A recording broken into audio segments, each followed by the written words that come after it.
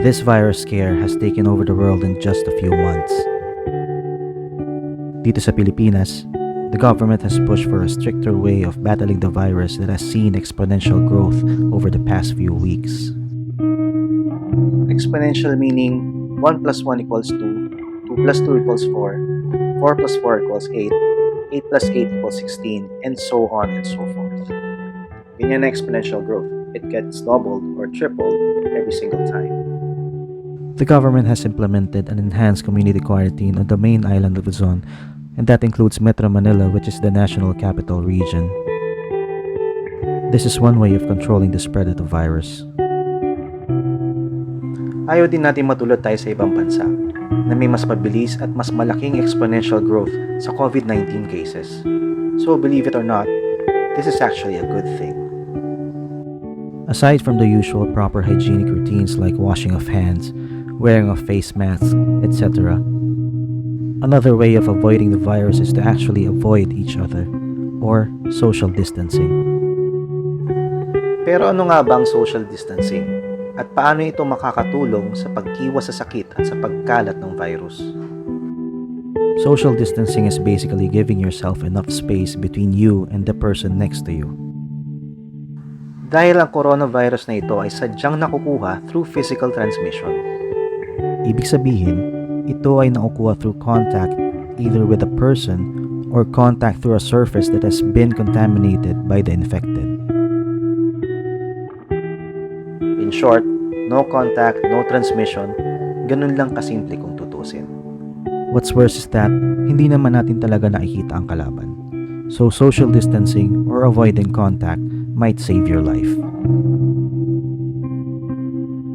One article I found shared on Facebook was from the Washington Post last March 14, 2020, entitled Flatten the Curve, authored by Harry Stevens.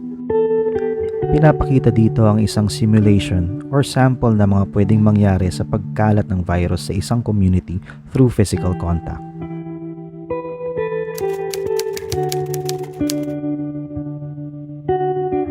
On a normal environment, let's say wala pang coronavirus, we get exposed. We do our daily routines, we meet people, spend time with them, shake hands with them, or do high fives with them. In short, we made contact with them.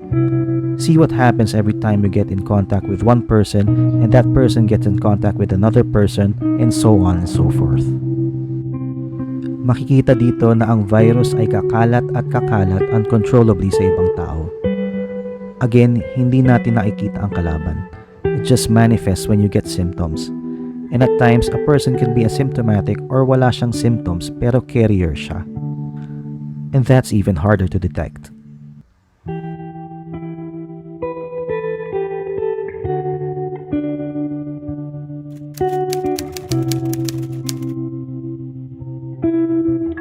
Sa next simulation, pinapakita dito ang scenario na nag-community lockdown nga pero hindi lahat sumunod. See what happens when you forcefully lock down people and human instincts kick in. People would instinctively try to escape. Why? Kasi by nature, tayo mga tao, instinct natin ang umiwas sa peligro kapag nagkakagipitan na. We go to our survival instincts without rational thinking or hindi natin ito na pag-iisipan na maayos basta sa isip natin, kailangan nating mag-survive. Ganito ang mga posibleng nangyari noong mga unang araw after ma-implement ang community quarantine. May mga Filipino na nakalabas pa ng Metro Manila at umuwi muna sa probinsya without knowing kung infected ba sila o hindi. Thus, the possible spread of the virus outside Metro Manila and further out to the provinces. Although these are mere speculations, pero it's a possibility. Again, we don't see the enemy. We don't really know how it moves and where it goes. So the proper precaution really is to do social distancing.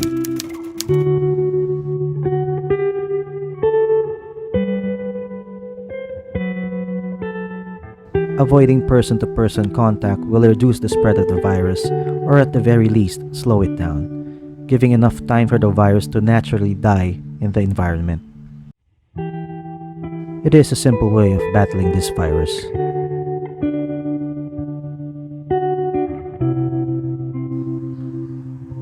together, if we just play our part, we can actually save lives.